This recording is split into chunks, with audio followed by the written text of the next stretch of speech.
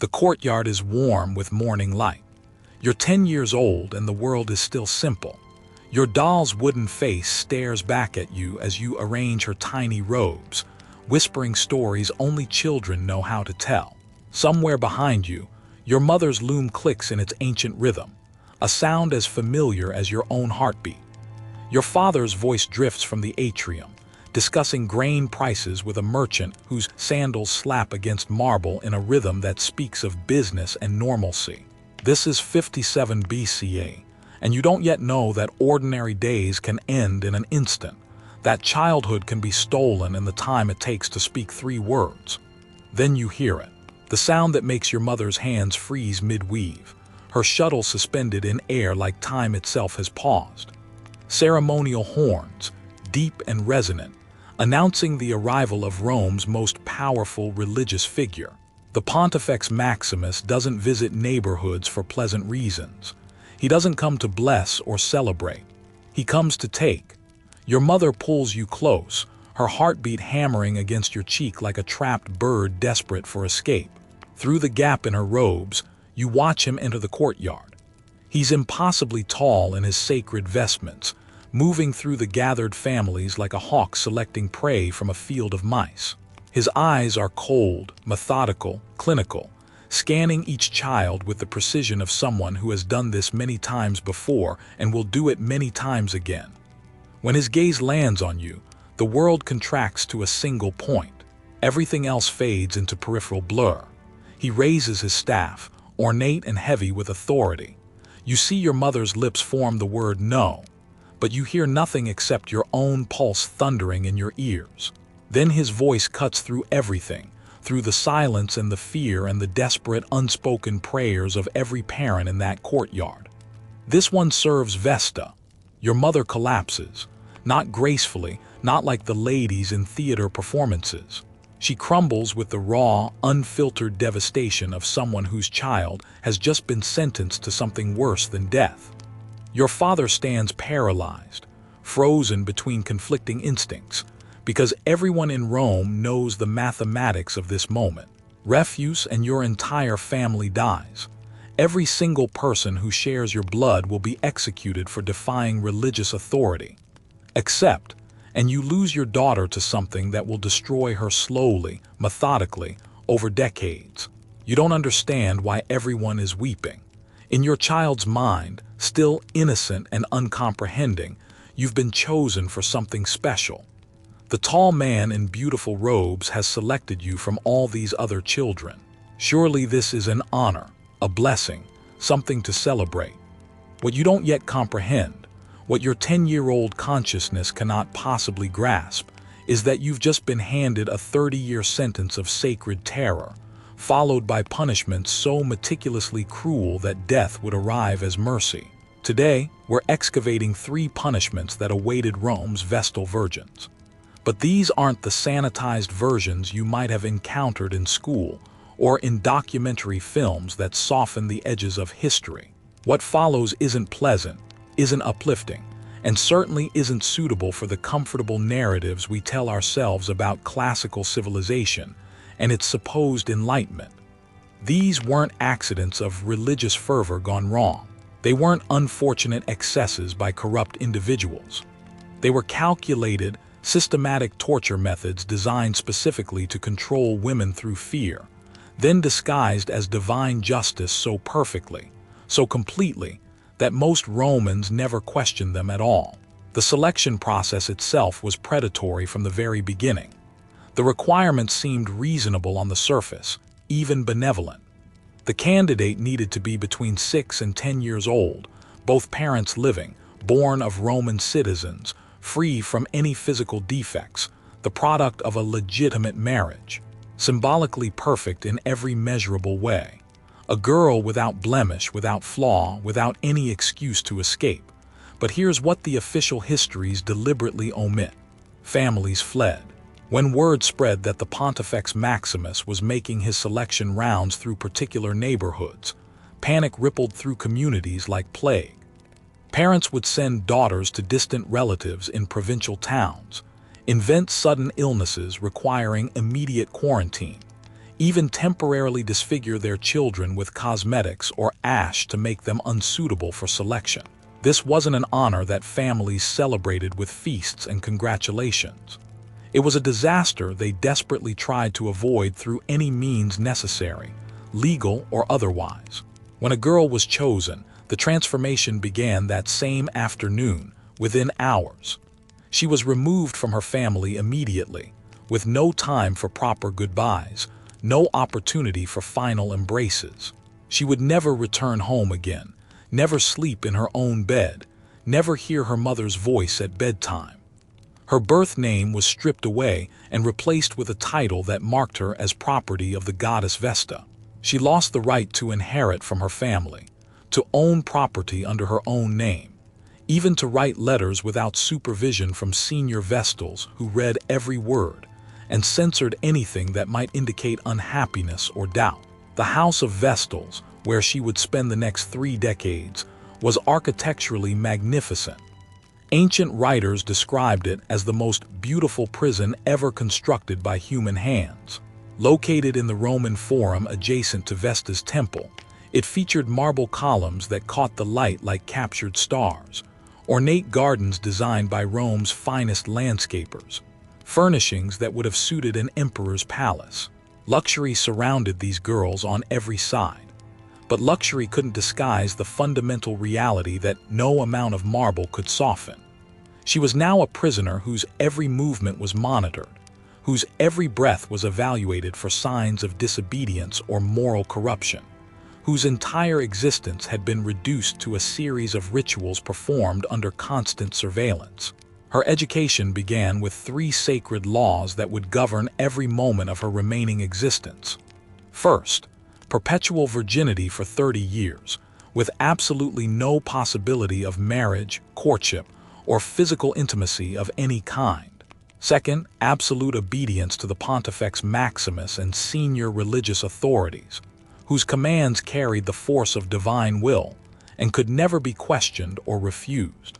Third, constant guardianship of the sacred flame that supposedly kept Rome itself alive, burning in Vesta's temple without interruption, decade after decade, century after century. These weren't suggestions. They weren't guidelines open to interpretation or personal circumstances. They were laws backed by punishments that made Roman crucifixions look almost humane by comparison. Punishments so severe that death would often seem preferable to survival. The young girl learned quickly that her body no longer belonged to her. It belonged to Rome. And Rome had developed very specific, very creative ideas about what happened to women who failed in their duties or showed any sign of independent thought. She was told repeatedly, relentlessly, that she was sacred, chosen by the gods themselves, blessed above all other women in the empire. What they carefully avoided mentioning was that this sacred status made her punishments exponentially more brutal. Because she was holy, she couldn't be executed like a common criminal. That would be sacrilege against the gods. Instead, Rome had developed specialized torture methods that preserved her sanctity while systematically destroying her humanity, piece by piece, year after year. Ancient sources describe new Vestals weeping for months after their selection. They would beg senior Vestals to let them return home, refuse to eat until physically forced, spend nights calling for mothers who would never come, whose voices they would eventually forget. Senior Vestals would tell them that resistance was futile, that the goddess had chosen them specifically for this sacred duty, that their suffering was part of their offering to Rome. But the real message, delivered through isolation and systematic breaking of their spirits, was far simpler and infinitely more terrifying. You belong to us now, forever. There is no escape, no appeal, no mercy. The psychological conditioning was neither accidental nor incidental. It was systematic, comprehensive, and devastatingly effective. The girl learned that her worth as a human being depended entirely on her performance as a Vestal. Any mistake, any moment of doubt, any sign of human weakness could trigger punishment that would make her beg for death. But death wasn't permitted. She was too sacred to kill, too valuable to simply release back into ordinary life. This paradoxical sacred status became the foundation for punishments so creative in their cruelty that modern psychologists have studied them as case examples of institutionalized psychological warfare. Rome had perfected the art of destroying a person's spirit while keeping their body alive and functional, capable of continuing service and continuing suffering in equal measure. If you believed that being selected was the worst part of this story, you haven't yet heard about what happened when they made their first mistake. The sacred flame in Vesta's temple was supposed to burn eternally, without interruption, representing Rome's divine protection and eternal existence. If that flame ever went out, it wasn't treated as a technical failure or natural occurrence. It was prosecuted as an act of treason against the Roman state itself, a crime against the gods and the people simultaneously. When the flame died, the investigation began within minutes. Temple guards would rush to determine which Vestal had been on duty, who had been responsible for maintaining the fire during those critical hours.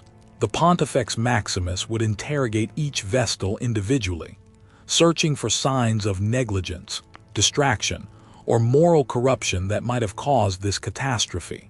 The questioning could last for days, with the suspect isolated in a windowless chamber carved into the bedrock beneath the temple, deprived of food and sleep, until she confessed to some failing, real or imagined. The interrogators knew that exhaustion and isolation would eventually break anyone's resistance, but confession was merely the beginning. The punishment was called verberatio, and it took place in absolute darkness in the deepest levels of the temple complex, where sound couldn't escape and witnesses were never permitted.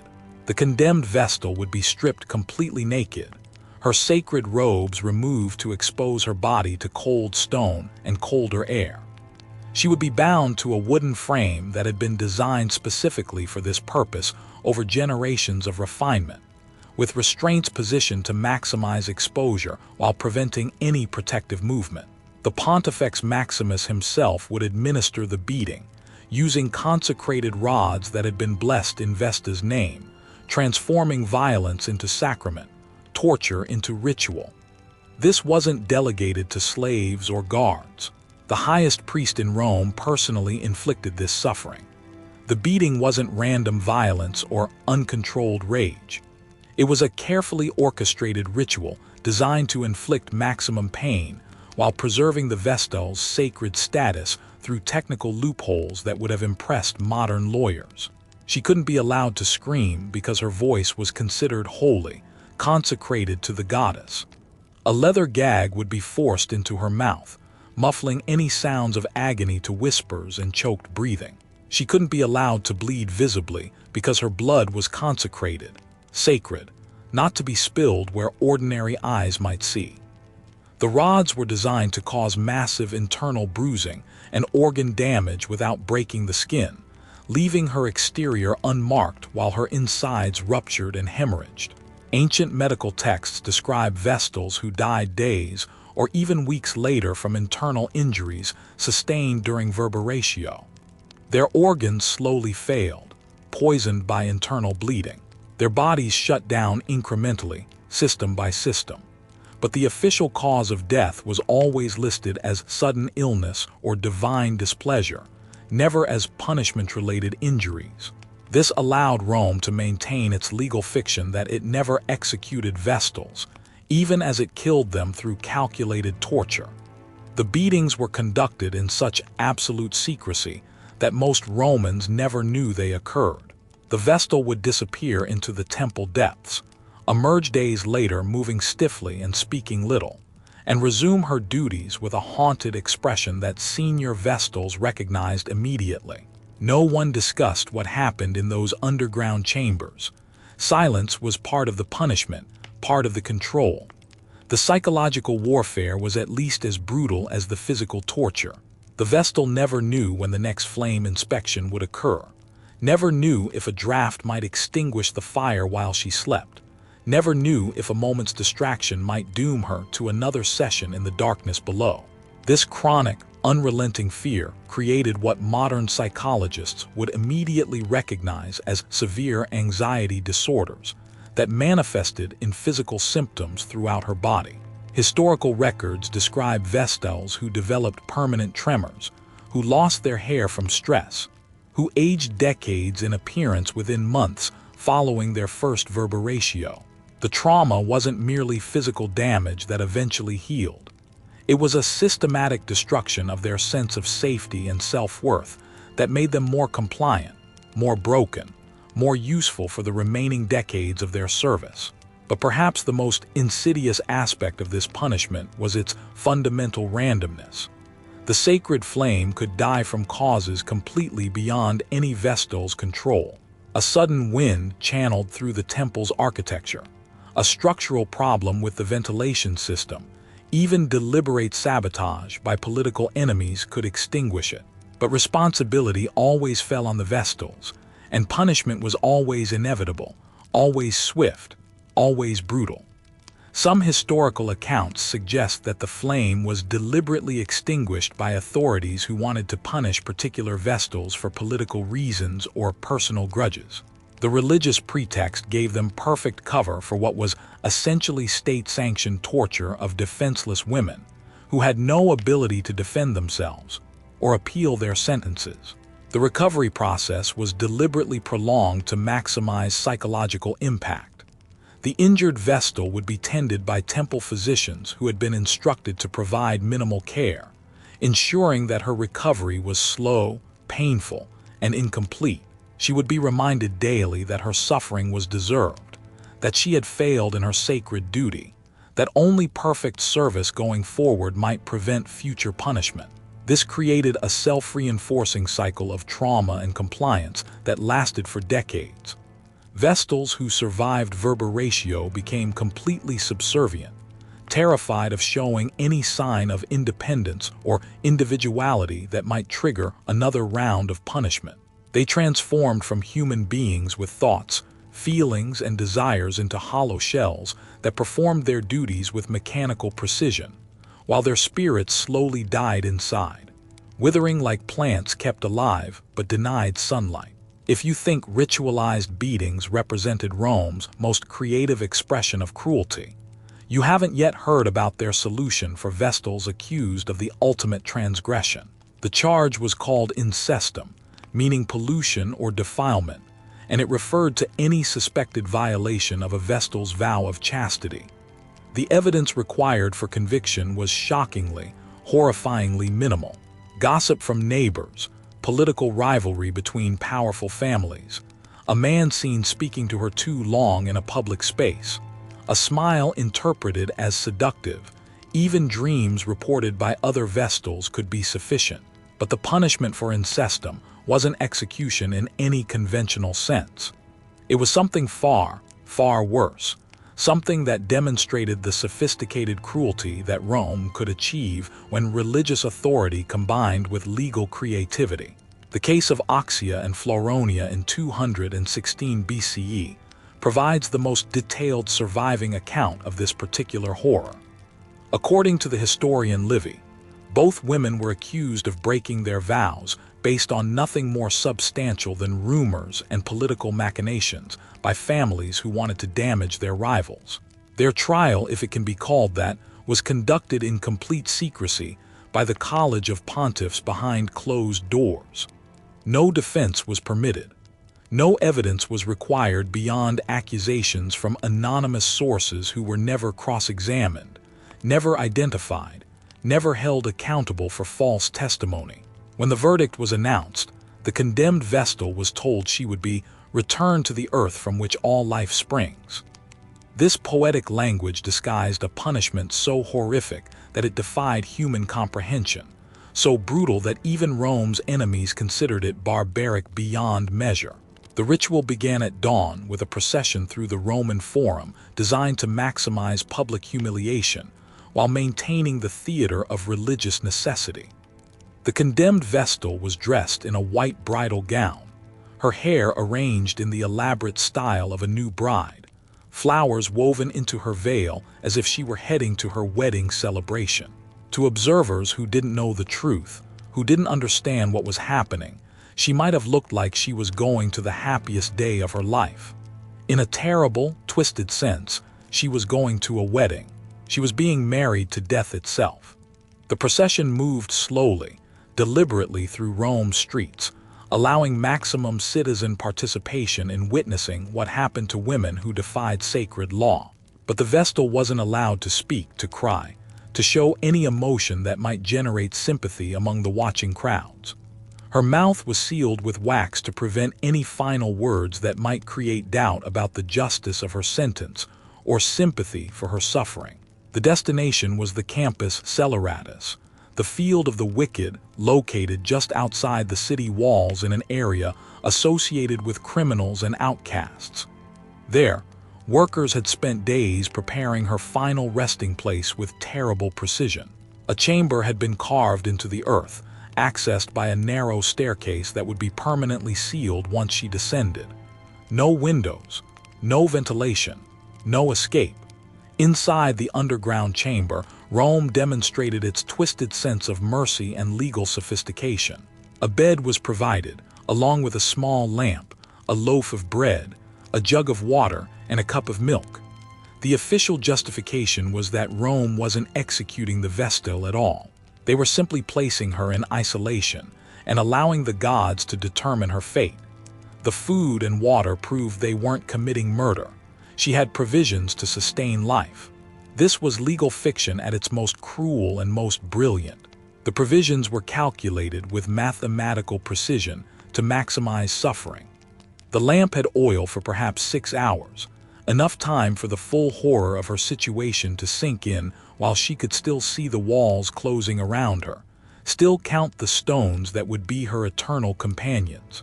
The food and water might sustain her for 2 or 3 days, but the air in the sealed chamber would run out long before the food did. The descent into the chamber was choreographed to maximize psychological torture through a final, devastating choice. The Vestal had to walk down those stairs herself. She couldn't be carried or physically forced, because that would make Rome legally responsible for her death. She had to participate in her own burial, making the final choice to enter the chamber that would become her tomb. This transformed the execution into a suicide in the eyes of Roman law. Once she reached the bottom and stood on the earthen floor that would never feel footsteps again, the staircase was quickly dismantled.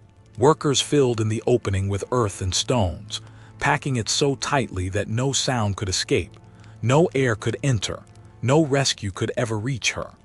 The surface was smoothed and marked only with a small stone that bore no inscription, no name, no acknowledgement that a human being had just been buried alive beneath that spot. Within hours, no visible trace remained of what had occurred. The earth looked undisturbed, innocent, as if nothing terrible had happened there at all. Ancient sources describe what happened next in clinical detail that somehow makes the horror even more unbearable. The condemned Vestal would have several hours of lamplight to contemplate her situation. She could see the food and water, could calculate exactly how long her torment would last. She could hear her own breathing getting harder and faster as the oxygen slowly depleted. She could feel the walls pressing closer in the darkness after the lamp finally died. Some historical accounts mention scratching sounds heard from underground in the days following these burials. Workers reported strange noises coming from the earth near burial sites, sounds that might have been fingernails clawing desperately at stone walls, or wooden bed planks being scraped against dirt as the victim tried frantically to dig her way out. Even knowing the impossibility, even knowing that tons of earth stood between her and the surface, between her and life. But perhaps the most psychologically devastating aspect was the complete erasure that followed. The victim's name was struck from all public records with systematic thoroughness. Her family was forbidden to mourn her or even speak her name aloud in private conversations. She didn't just die. She was retroactively removed from existence, as if she had never been born, never lived, never served Rome faithfully for years or decades.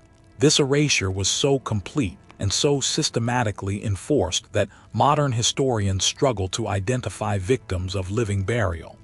Their names were deliberately removed from surviving documents, their families intimidated into silence, their very existence scrubbed from historical memory with bureaucratic efficiency. We know the practice occurred regularly over centuries because the procedure itself is well documented in legal and religious texts. But the victims became nameless shadows, lost to time, their suffering unacknowledged even in death. The legal justification remained consistent throughout Roman history, a masterpiece of bureaucratic cruelty. Because the Vestal entered the chamber voluntarily, because food and water were provided, because no Roman citizen directly killed her, this wasn't considered execution. It was simply divine judgment expressed through natural consequences. The gods had the opportunity to save her if she were truly innocent. That they chose not to merely confirmed the justice of her sentence. After 30 years of service, surviving Vestals were theoretically free to leave temple life and reintegrate into Roman society. They received elaborate ceremonies honoring their decades of faithful service, substantial financial rewards from the imperial treasury, and official permission to marry and start families. This sounds like a happy ending to a difficult but ultimately worthwhile life, but the reality was infinitely more sinister. Consider the simple mathematics of this supposed freedom. A woman selected at age 8 would be released at 38. In an era when most Roman women married in their early teens and began bearing children immediately, a 38-year-old woman was considered well past her childbearing prime and largely unmarriageable by conventional standards. The freedom to marry was technically granted, but practically meaningless when no one wanted to marry you. But the social obstacles were even more brutal and more insurmountable than biological ones. Romans believed that a woman who had spent 3 decades in sacred service was fundamentally different from normal women. She had been touched by divine forces in ways that made her unsuitable for ordinary human relationships. Men feared that marrying a former Vestal would bring divine retribution on their families, or that her years of enforced celibacy had somehow corrupted her essential nature, making her incapable of being a proper wife and mother. The case of Claudia Quinta illustrates this cruel reality with devastating clarity. After completing her service in 43 CE, she was granted a substantial dowry from the temple treasury and introduced to several potential husbands from respectable families. Each engagement proceeded through initial negotiations, moving toward marriage contracts and family celebrations. But each was eventually broken when the men's families consulted religious authorities who declared that marrying a former Vestal would pollute their bloodlines and anger the gods. The priests who had once praised her service now warned against accepting her into ordinary family life. Claudia spent her remaining 20 years living alone in a small house outside Rome's city walls, shunned by the society she had served faithfully for 3 decades. She never married, never had children, never experienced the normal human connections that might have given her life meaning outside the temple walls. Her funeral was attended by no one except hired mourners who were paid to perform grief they didn't feel. She was buried in an unmarked grave that was forgotten within a generation. The financial rewards promised to former Vestals often failed to materialize due to convenient bureaucratic obstacles and legal technicalities. Many discovered that their promised pensions had been reduced or eliminated entirely during their decades of service through administrative changes they had no ability to challenge or even understand. They emerged from temple life not just socially isolated but economically desperate, with no family support system and no practical skills for earning a living in the real world beyond ritual performance. The psychological damage from 3 decades of institutionalized trauma created additional barriers to anything resembling normal life. Former Vestals frequently suffered from what modern medicine would immediately diagnose as severe post-traumatic stress disorder, complex PTSD that affected every aspect of their functioning. They experienced crippling panic attacks, paranoid episodes, profound difficulty forming normal human relationships after years of emotional suppression, and social isolation, enforced through fear and punishment. Historical accounts describe former Vestals who would wake screaming from nightmares about the sacred flame going out, who compulsively checked and rechecked locks on their doors dozens of times per night, who couldn't bear to be touched by another human being without experiencing physical revulsion and emotional shutdown. Their minds had been so thoroughly conditioned by fear and isolation that freedom felt more terrifying than captivity. At least in the temple, they understood the rules, knew what was expected, could predict the consequences of their actions. Outside, they were lost. Some attempted suicide rather than face life outside the temple walls. Others retreated into complete hermitage, recreating their temple isolation in private homes where they lived like ghosts of their former selves, performing meaningless rituals that gave structure to empty days stretching toward empty deaths.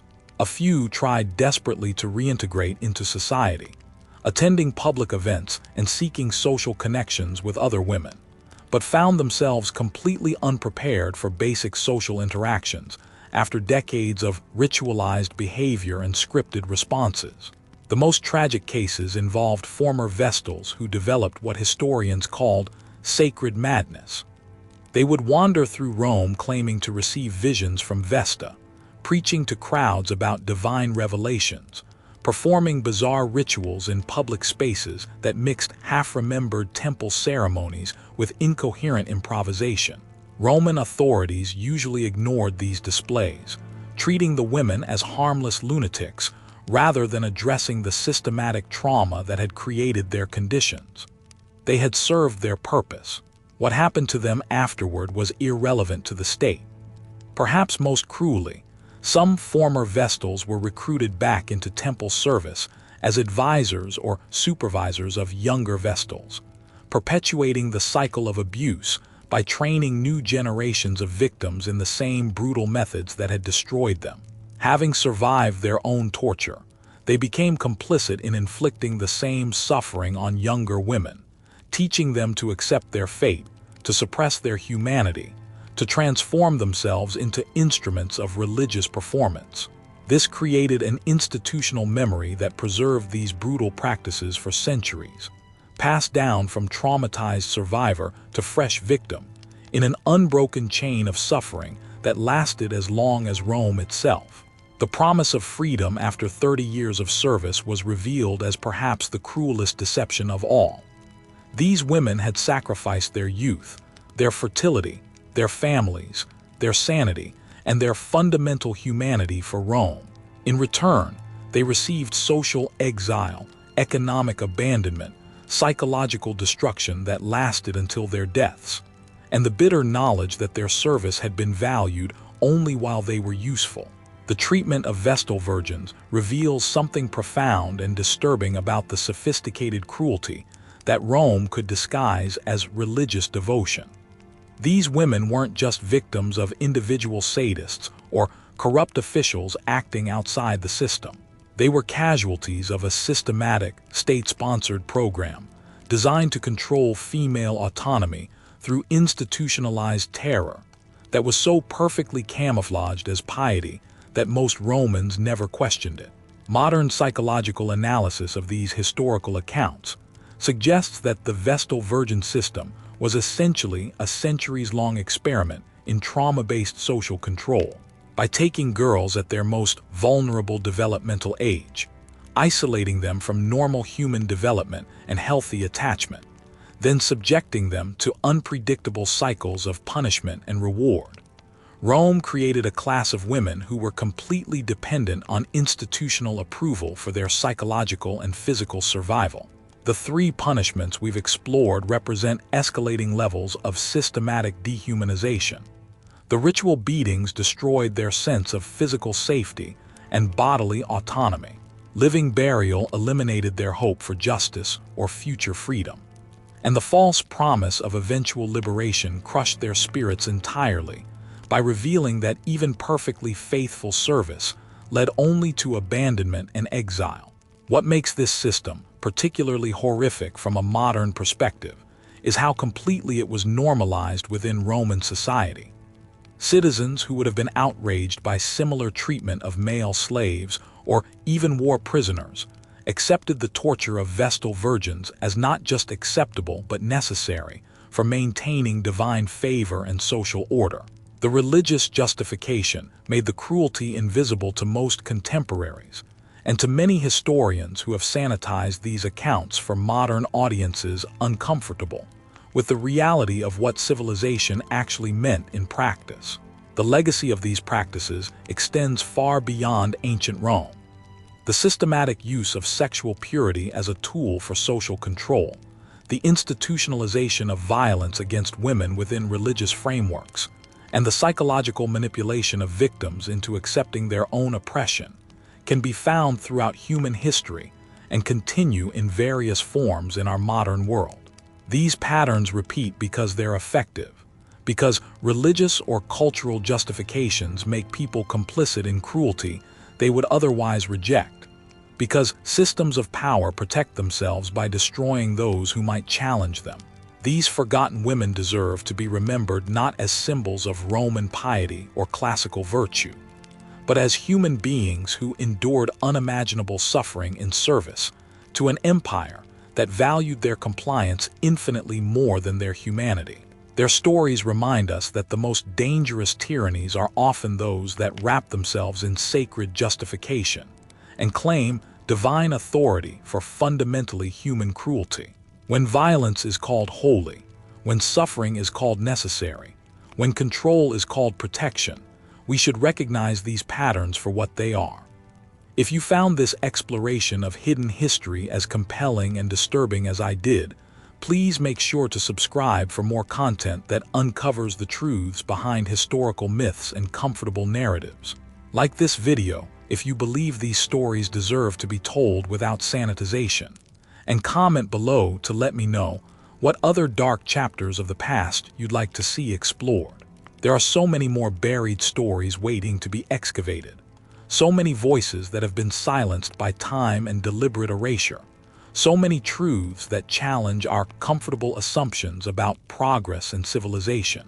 Remember that these women lived, suffered, and died as real human beings with thoughts, feelings, hopes, and fears, not as footnotes to imperial glory or classical civilization. In remembering their stories with honesty and without sanitization, we honor not just their individual courage and resilience, but our obligation to recognize and actively resist institutionalized cruelty wherever it appears, whatever noble justifications it hides behind, whatever sacred language it uses to disguise its fundamental inhumanity. Their voices echo across centuries, demanding that we bear witness, that we remember, that we refuse to let their suffering be forgotten or dismissed as the unfortunate price of ancient piety. They deserve better than historical erasure. They deserve to be seen, acknowledged, and remembered as the human beings they were.